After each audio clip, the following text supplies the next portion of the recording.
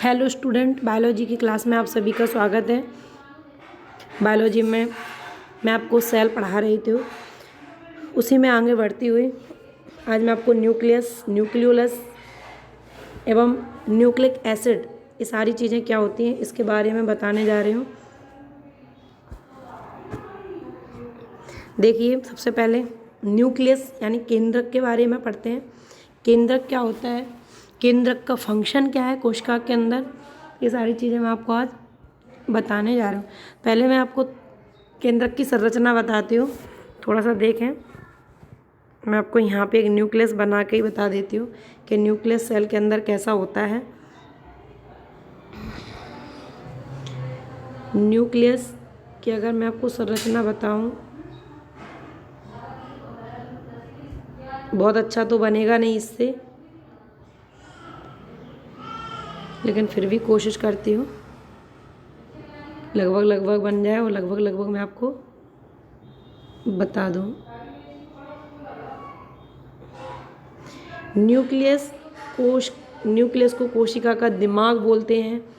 Nucleus कोशिका के अंदर एक मैनेजर का कार्य करता है, इसलिए कोशिका के अंदर इसको कोशिका का मैनेजर भी बोलते हैं। न्यूक्लियस को कोशिका का प्रबंधक भी बोलते हैं। कोशिका का सबसे मेन अंग न्यूक्लियस ही है और सबसे बड़ा अंग भी न्यूक्लियस ही है। एक न्यूक्लियस की मैंने आपको हल्की सी संरचना बनाई है। ये मैंने जो बनाया है, इसको ER बोलते हैं, एंडोप्लाज्मिक रेटिकुलम इसको बोलते हैं। और इस न्यूक्लियस के अंदर इस टाइप की धागेनुमा संरचनाएं होती हैं, जिनको वैसे तो ये DNA के होते हैं, डबल हेलिक्स मॉडल जिसको बोलते हैं, लेकिन ये केंद्रक के अंदर इस टाइप से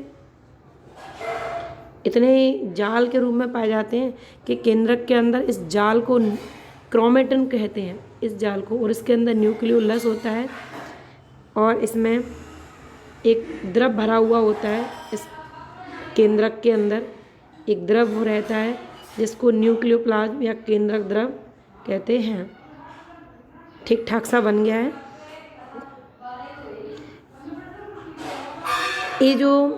ये इस टाइप की जो संरचना दिख रही, इसके ऊपर छोटे छोटे से बिल्कुल छोटी छोटी संरचनाएं होती हैं, जिनको राइबोसोम बोलते हैं। राइबोसोम, जो मैंने आपको पहले पढ़ाया था कि राइबोसोम की खोज पैलाडे ने की है और प्लांट सेल में राइबोसोम की खोज रॉबिन्सन ने की थी।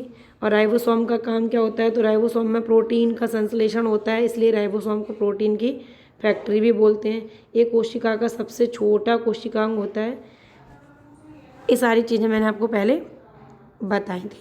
अभी आप देख लें, ये न्यूक्लियस बन गया है।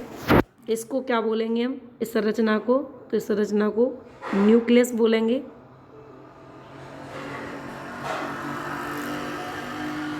न्यूक्लियस। और ये यहाँ पे आपको ये गोल गोल संरचना दिख रही है, इसको न्यूक्लियोलस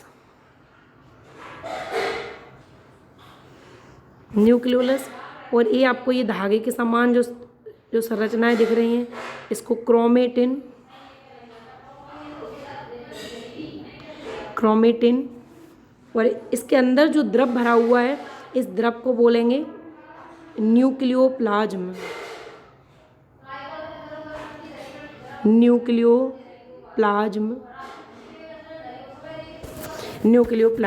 ये आपको न्यूक्लियस की सबसे पहले बाहरी संरचना देखते हैं, तो न्यूक्लियस के बाहर एक डबल लेयर होता है, दोहरी झिल्ली से घिरा हुआ होता है। इसकी बाहरी जो बाहर वाली लेयर होती है, इसको आउटर मेम्ब्रेन बोलते हैं हम। इसको आउटर मेम्ब्रेन, आप लोग चाहें तो ये डायग्राम बना भी सकते हैं। आउटर मेम्ब्रेन, और जो अंदर वाली जो मेम्ब्रेन होती है, ये अंदर वाली जो होती है, ये वाली इनर मेम्ब्रेन है, और ये इसकी आउटर मेम्ब्रेन है। इनर मेम्ब्रेन, इसको हम क्या बोलेंगे, इनर मेम्ब्रेन।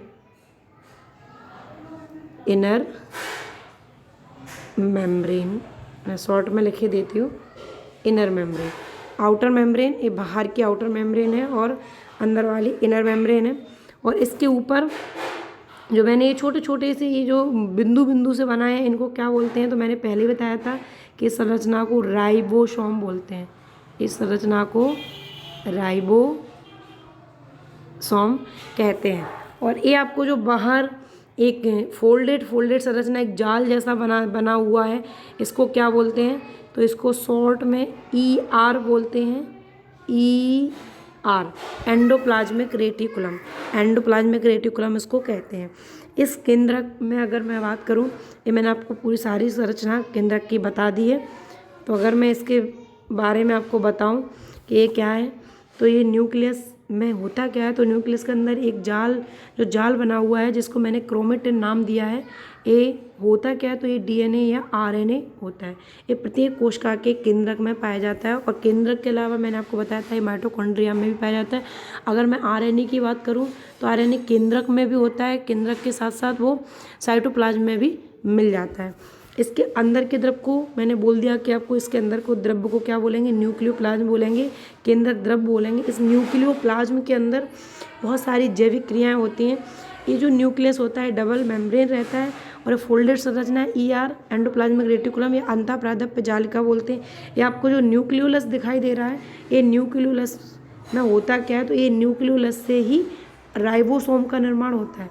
ये न्यूक्लियोलस से राइबोसोम का निर्माण होता है और राइबोसोम न्यूक्लियोलस से निकलकर और ER की दीवार पर चिपकते जाते हैं।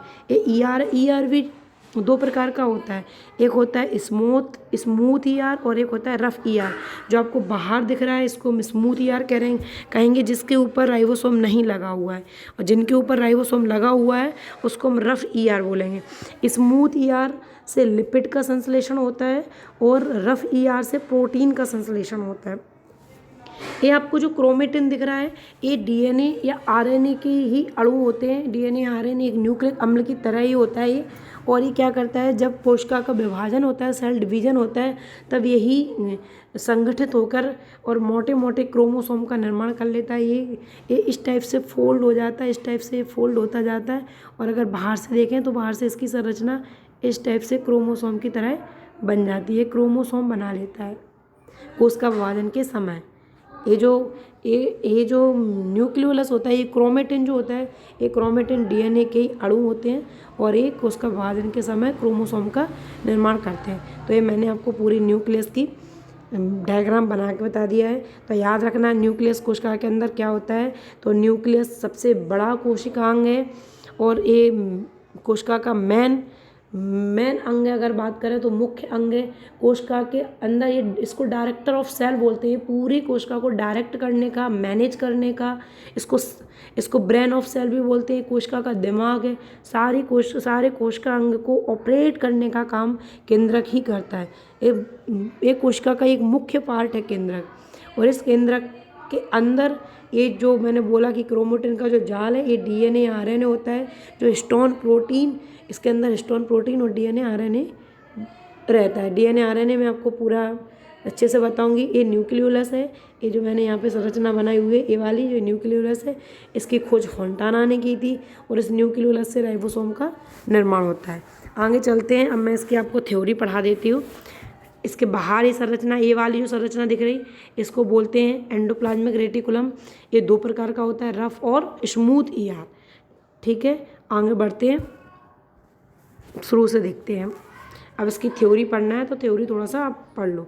केंद्रक देखें, केंद्रक की खोज किसने की, रॉबर्ट ब्राउन ने की, मैंने अभी बता दिया था।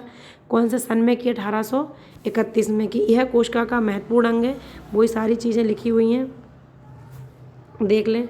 कोशिका का महत्वपूर्ण अंग है। यह कोशिका में प्रबंधक का कार्य करता है, इसलिए इसे कोशिका का दिमाग तथा कोशिका का नियंत्रक केंद्र भी कहते हैं। इसे कोशिका का दिमाग, कोशिका का नियंत्रक केंद्र, कोशिका का मैनेजर, कोशिका का डायरेक्टर, कोशिका का ऑपरेटर, बहुत सारे कई नामों से इसको जानते हैं। केंद्रक द्रव में धागे नुमा जाल पाया जाता है जिसे क्रोमेटिन बोलते हैं। अभी मैंने बताया था क्रोमेटिन, जो हिस्टोन प्रोटीन एवं DNA का बना होता है। यह क्रोमेटिन कोशिका विभाजन के समय सिकुड़कर मोटे एवं छोटे धागे के रूप में संगठित हो जाता है, जिसे क्रोमोसोम या गुणसूत्र कहते हैं। अभी मैंने आपको बता दिया कि जो क्रोमेटिन का जो इस टाइप का जो जाल था, ये जाल क्या करता है, जब कोशिका विभाजन होता है तो इस टाइप से ये क्रोमोसोम बना लेता है। इस टाइप के क्रोमोसोम का ये निर्माण कर लेता है। इसके अंदर हिस्टोन, अगर मैं हिस्टोन प्रोटीन की बात करूँ कि हिस्टोन प्रोटीन क्या होता है, वो कैसा दिखता है, तो आप देखें हिस्टोन प्रोटीन क्या होता है। देखो इस टाइप से गोल गोल बीच में क्या होता है, हिस्टोन प्रोटीन होता है और ये डीएनए से इस टाइप से ये बंधा हुआ होता है ऐसे। फिर यहाँ हिस्टोन प्रोटीन आ जाएगा और ऐसा बंधा हुआ होगा, फिर यहाँ हिस्टोन प्रोटीन आ जाएगा। इस टाइप से डीएनए के अणुओं से बंधा हुआ होता है। आगे अब एक बार आपको मैं पहले पूरे थ्योरी पढ़ा दूँ। न्यूक्लिक अम्ल संगठित हो जाते हैं जिससे और क्रोमोसोम का निर्माण करते हैं। केंद्रक के अंदर न्यूक्लिक न्यूक्लिक अम्ल डीएनए एवं आरएनए पाया जाता है। केंद्रक के अंदर केंद्रिका पाई जाती है जिससे राइबोसोम का निर्माण होता है। मैंने अभी आपको बताया था। चलो आगे बढ़ते हैं। ये देखें केंद्रिका की खोज, न्यूक्लियोलस की खोज किसने की? फोंटाना ने की। याद रखें केंद्रिका, जो मैंने केंद्रक के अंदर जो छोटी छोटी गोल सी संरचना बनाई थी इसको केंद्रिका बोलते हैं। इसकी खोज किसने की? फोंटाना ने की। और इसका मेन काम क्या है? तो इसका काम है राइबोसोम का निर्माण करना। राइबोसोम का जो फॉर्मेशन होता है वो केंद्रिका से ही होता है। कहाँ होती है? केंद्रक के अंदर होती है। अभी देखो वास्तविक केंद्रक जीवाणुओं में अनुपस्थित होता है। जीवाणु यानी बैक्टीरिया की बात कर रहे हैं। बैक्टीरिया में मैंने आपको पहले बताया था कि बैक्टीरिया के अंदर प्रोकैरियोटिक कोशिका होती है और प्रोकैरियोटिक कोशिका के अंदर केंद्रक नहीं पाया जाता, या बोलें वास्तविक केंद्रक नहीं पाया जाता, क्योंकि मैंने आपको बताई थी जो प्रोकैरियोटिक कोशिका होती है इसके अंदर सिर्फ डीएनए के अणु होते हैं इस टाइप के, और कोशिका द्रव भरा हुआ होता है। तो इसमें क्या होता है कि जो डीएनए है तो इसी को केंद्रक मान लेते हैं। इस डीएनए को क्या मान लेते हैं कि ये जो डीएनए है ये केंद्रक है, लेकिन उसके ऊपर लेयर नहीं है, तो इसलिए इसको बोलते हैं कि वास्तविक केंद्रक नहीं है। अब केंद्रक होता ही नहीं है, वास्तविक क्या होता है, बस इसमें ये बोल दिया कि डीएनए है तो वो केंद्रक हो गया, लेकिन इसके ऊपर एक लेयर नहीं होती, केंद्रक झिल्ली नहीं पाई जाती, इसलिए उसको बोल देते हैं कि ये फॉल्स न्यूक्लियस है, ये ट्रू न्यूक्लियस नहीं है। तो किसमें? जीवाणुओं में क्यों अनुपस्थित होता है? क्योंकि जीवाणुओं में कौन सी कोशिका होती है? जीवाणुओं में प्रोकैरियोटिक कोशिका होती है। याद रखना जीवाणुओं में कौन सी कोशिका होती है? प्रोकैरियोटिक कोशिका। और प्रोकैरियोटिक कोशिका जिन जीवों में होगी उन जीवों में केंद्रक अनुपस्थित होगा, या हम बोलेंगे कि झूठा केंद्रक या फॉल्स न्यूक्लियस पाया जाता है। आगे देखें और केंद्रक किन में नहीं होता है, तो मैमल्स की आरबीसी। याद रखें अच्छे से, इसको याद कर लें, अंडरलाइन कर लें कि जो आरबीसी होती है हमारे अंदर जो ब्लड में रेड ब्लड कार्पल्स होती हैं, लाल रुधिर कणिकाएं जो इनको बोलते हैं हिंदी में, उनके अंदर केंद्रक नहीं पाया जाता है। सारे कोशिकांग होते हैं लेकिन केंद्रक अनुपस्थित होता है। आगे बढ़ते हैं। देखें कोशिका में आनुवांशिक क्रियाएं, जो आनुवांशिक क्रियाएं होती हैं, आनुवांशिक का मतलब क्या होता है? ऐसे गुण, ऐसे कैरेक्टर जो एक पीढ़ी से दूसरी पीढ़ी में, तीसरी पीढ़ी में जाते हैं उनको आनुवांशिक कैरेक्टर या आनुवांशिक गुण बोलते हैं। अब इन्हीं को इनके लिए जो क्रियाएं होती हैं, जो एक प्रक्रिया चलती है उसको आनुवांशिक क्रियाएं बोलते हैं। तो आनुवांशिक क्रियाओं का जो संचालन होता है, जो संचालन करने वाले जो होते हैं वो अम्ल होते हैं। अब वो अम्ल को क्या बोलते हैं? तो उसको न्यूक्लिक अम्ल बोलते हैं। और न्यूक्लिक अम्ल दो प्रकार के होते हैं, तो होता है डीएनए और दूसरा होता है आरएनए। अब मैं आपको बताऊंगी डीएनए क्या होता है और आरएनए क्या होता है। देखें डीएनए, सबसे पहले डीएनए देख लें। डीएनए का जो फुल फॉर्म होता है वो होता है डीऑक्सीराइबोज न्यूक्लिक अम्ल। डीऑक्सीराइबोज न्यूक्लिक अम्ल, और इसकी जो खोज की है वो की है डॉक्टर हरगोविंद खुराना ने। लेकिन डीएनए से एक क्वेश्चन और बहुत इंपॉर्टेंट है जो आपको थ्योरी में मिलेगा। ये पूछते हैं कि डीएनए का डबल हेलिक्स मॉडल किसने दिया था? तो वो वाटसन एवं क्रिक ने दिया था। ये लिखा हुआ है वाटसन एवं क्रिक। डीएनए का डबल हेलिक्स मॉडल या जिसको बोलते हैं द्विकुंडलित संरचना, ये लिखी हुई है। द्विकुंडलित संरचना किसने दी थी? तो वाटसन एवं क्रिक ने दी थी। शुरू से पढ़ते हैं। डीएनए केंद्रक के अलावा माइटोकॉन्ड्रिया और क्लोरोप्लास्ट में भी पाया जाता है।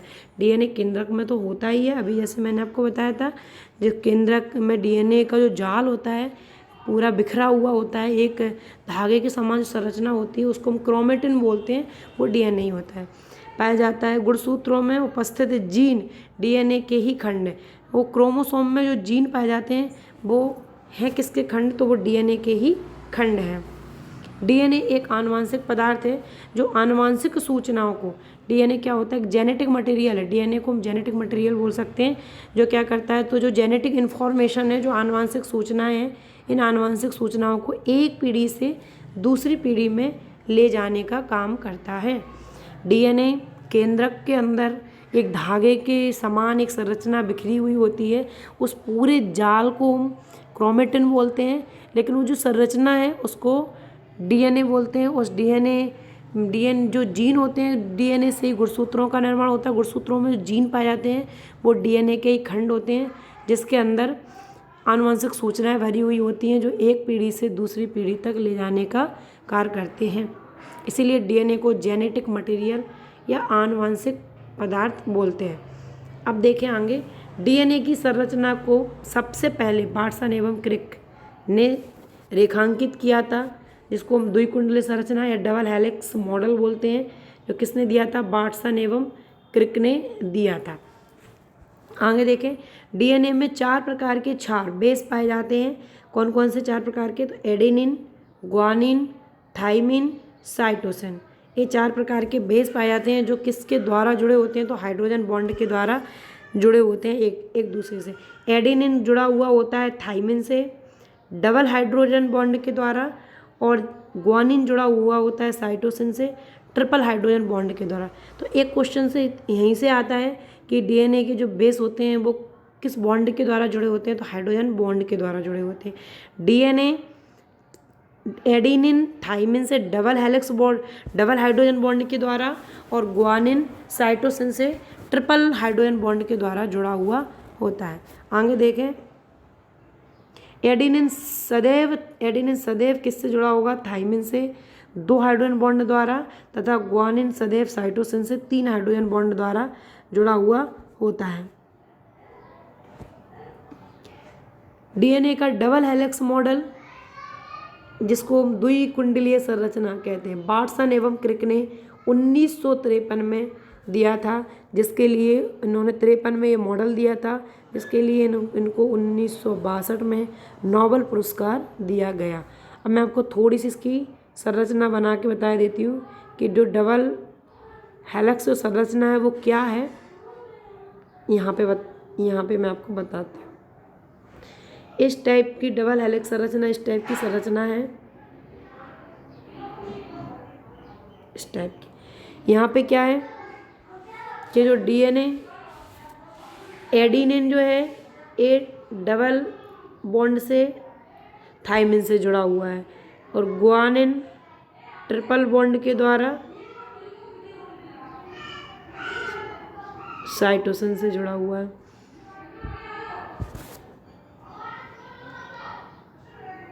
इस टाइप से इसका मॉडल होता है। देख, एडेनिन डबल हेलिक्स बॉन्ड द्वारा थाइमिन से, और गुआनिन ट्रिपल हेलिक्स बॉन्ड द्वारा साइटोसिन से। एडेनिन डबल हेलिक्स बॉन्ड द्वारा थाइमिन से, गुआनिन ट्रिपल बॉन्ड द्वारा साइटोसिन से। इस टाइप के इसमें 4 क्या पाए जाते हैं, बेस पाए जाते हैं, जो इस टाइप से जुड़े हुए होते हैं। ये जो संरचना दी थी, ये किसने दी थी, तो ये नाम बहुत अच्छे से याद कर लेना, बार्टसन और क्रिक ने। बार्टसन एवं क्रिक, ये दोनों नाम रट लेना, बार्टसन एवं क्रिक। इन्होंने डबल हेलिक्स मॉडल दिया था, और जिसके लिए इनको नोबेल पुरस्कार दिया गया था। इन्होंने बताया था कि डीएनए के जो धागे होते हैं वो 2 होते हैं, और इस टाइप से वो संरचना बनाते हैं, और इनके अंदर 4 प्रकार के बेस पाए जाते हैं, adenine, thymine, guanine, cytosine. Adenine thymine से और गुआनिन साइटोसिन से जुड़ा हुआ होता है। आगे देखें अब आप, ये मैंने आपको यहाँ पे तक बता दिया। अब बात करते हैं आरएनए की, कि आरएनए क्या है। आरएनए का फुल फॉर्म है राइबोज न्यूक्लिक अम्ल। डीएनए से ही आरएनए का संश्लेषण होता है। इस क्रिया से डीएनए की एक श्रृंखला पर आरएनए के न्यूक्लियोटाइड आकर जुड़ते हैं। इस क्रिया में क्या होता है कि डीएनए की जो एक श्रृंखला होती है उसमें आरएनए के न्यूक्लियोटाइड आकर जुड़ जाते हैं, जिससे एक अस्थायी डीएनए आरएनए शर्करा का निर्माण होता है। एक अस्थायी बन जाती है, फिर बाद में वो स्थायी हो जाती है। एक अस्थायी डीएनए आरएनए शर्करा का निर्माण होता है और फिर आरएनए की समजात श्रृंखला डीएनए से अलग हो जाती है। जब एक बार डीएनए आरएनए बन जाता है, फिर आरएनए अलग हो जाता है, अलग हो जाती है। आरएनए केंद्रक के अलावा राइबोसोम तथा कोशिका द्रव में भी पाया जाता है। आरएनए जो होता है वो न्यूक्लियस में तो होता ही होता है, और न्यूक्लियस के अंदर कहाँ कहाँ पाया जाता है, तो कोशिका द्रव में, मतलब साइटोप्लाज्म में, प्लस राइबोसोम में भी पाया जाता है। आरएनए में 4 प्रकार के क्षार पाए जाते हैं। वहाँ पे भी 4 थे, यहाँ पे भी थे, बस सिर्फ एक में अंतर है, बाकी सारे वही हैं। 4 प्रकार के, देखो एडेनिन भी मिलेगा, ग्वानिन भी मिलेगा, बस वहाँ पे जो थाइमिन था, यहाँ थाइमिन की जगह यूरेसिल आ जाएगा, और साइटोसिन भी मिलेगा। देखें, मैं इसकी थोड़ी सी आपको संरचनाएं बना के बता देती हूँ। यहाँ देख लें, आरएनए सिंगल हेलिक्स बॉन्ड है, सिंगल हेलिक्स मॉडल है, एक कुंडलीय संरचना है, 2 कुंडलीय बिल्कुल नहीं है, ऐसा होता है आरएनए। अब ये कैसे जुड़ा हुआ होता है, तो ये मैं आपको बता देती हूँ कैसे जुड़ा हुआ होता है। तो आरएनए क्या होता है, ये जुड़ा हुआ होता है, एडेनिन जो है ये डबल बॉन्ड द्वारा यूरेसिल से जुड़ा होगा, और ग्वानिन जो है वो ट्रिपल बॉन्ड द्वारा साइटोसिन से। एडेनिन डबल हेलिक्स बॉन्ड द्वारा यूरेसिल से, ग्वानिन ट्रिपल बॉन्ड द्वारा साइटोसिन से। ये सिंगल मॉडल होता है। इसकी ये संरचना किसने दी, तो ये फ्रेडरिक मिशर ने दी, फ्रेडरिक मिशर ने दी ये संरचना। ये सिंगल एक कुंडलीय संरचना होती है। आगे बढ़ें, वही लिखा हुआ है, एडेनिन 4 प्रकार के क्षार पाए जाते हैं, adenine, guanine, uracil, cytosine.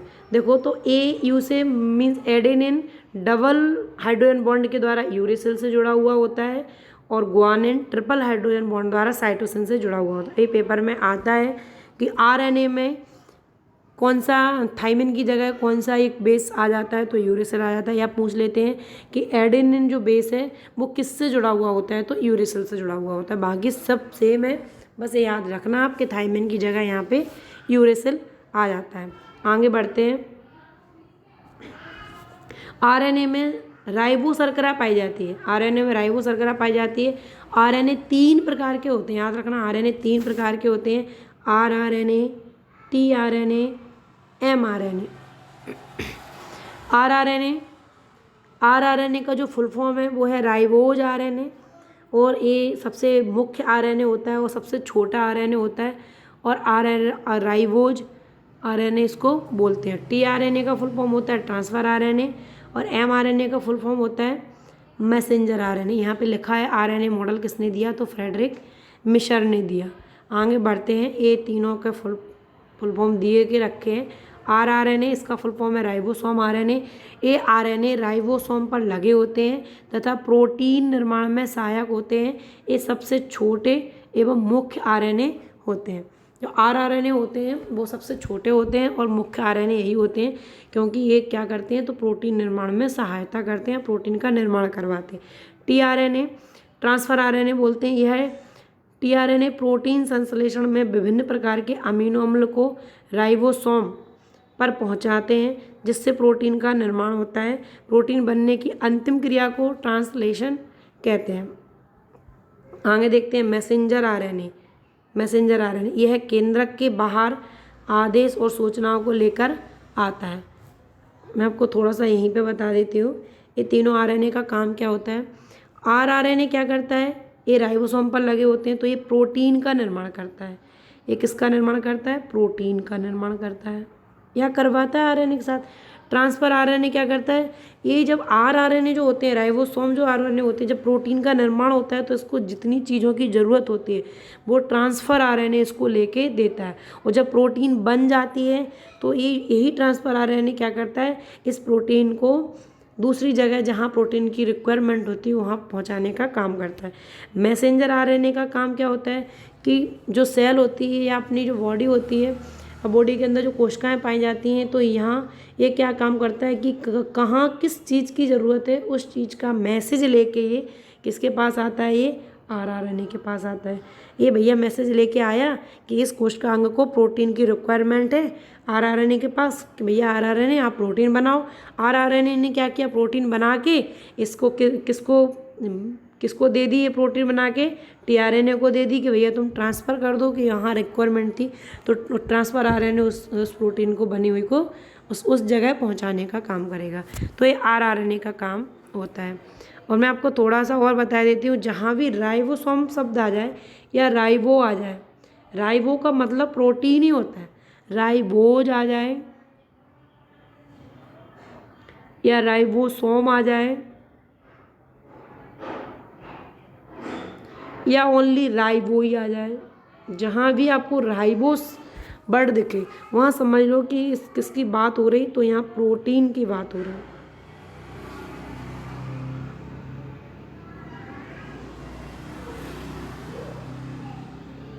Protein की बात हो रही, जहाँ पे भी राइबो शब्द दिखे वहाँ आप समझ लेना कि ये प्रोटीन की बात हो रही। अब देखो प्रोटीन, अगर मैं आपको थोड़ा सा बताऊं कि अपनी बॉडी में जो प्रोटीन की जो रिक्वायरमेंट होती है वो टोटल 22 प्रकार की प्रोटीन की ज़रूरत पड़ती है, जिसमें से 12 प्रकार की जो प्रोटीन होती है, 12 जो प्रकार की जो प्रोटीन होती है वो हमारी बॉडी स्वयं बना लेती है, और 10 प्रकार की जो प्रोटीन होती है वो हमें भोजन के थ्रू मिलती है।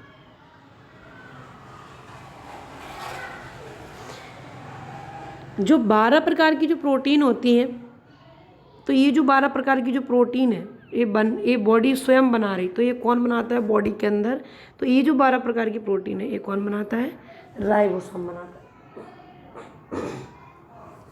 और जो 10 प्रकार की जो प्रोटीन होती है, जो मैंने यहाँ पे लिखी है कि 10 प्रकार की जो प्रोटीन होती है वो हमें भोजन के थ्रू मिलती है। जैसे हम बोलते हैं कि कैरोटीन जो प्रोटीन होती है, गाजर खा लो कैरोटीन प्रोटीन मिल जाएगी, अंडे खा लो एल्ब्यूमिन प्रोटीन मिल जाएगी, दूध पी लो केसिन प्रोटीन मिल जाएगी। तो ये सारी जो प्रोटीन होती है लगभग 10 प्रकार की, वो सारी प्रोटीन हमें भोजन के थ्रू मिलती है।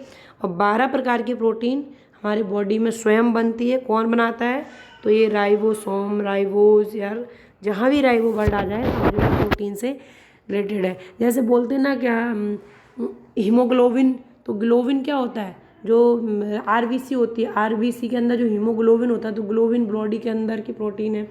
अगर बात करें कोलेजिन प्रोटीन, नाम सुना होगा आप लोगों ने, कोलेजिन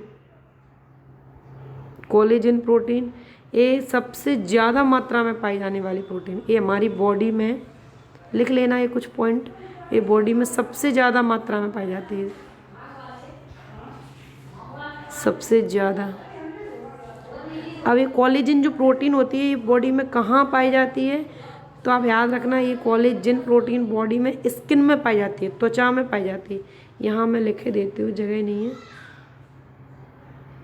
ये त्वचा में पाई जाती है कोलेजिन प्रोटीन। और वैसे भी आपने पढ़ा होगा कि हमारे बॉडी का जो सबसे बड़ा अंग है वो त्वचा ही होता है, तो त्वचा के अंदर जो प्रोटीन है वो कौन सी प्रोटीन है, कोलेजिन प्रोटीन है, जो हमारी बॉडी में सबसे ज़्यादा मात्रा में पाई जाती है।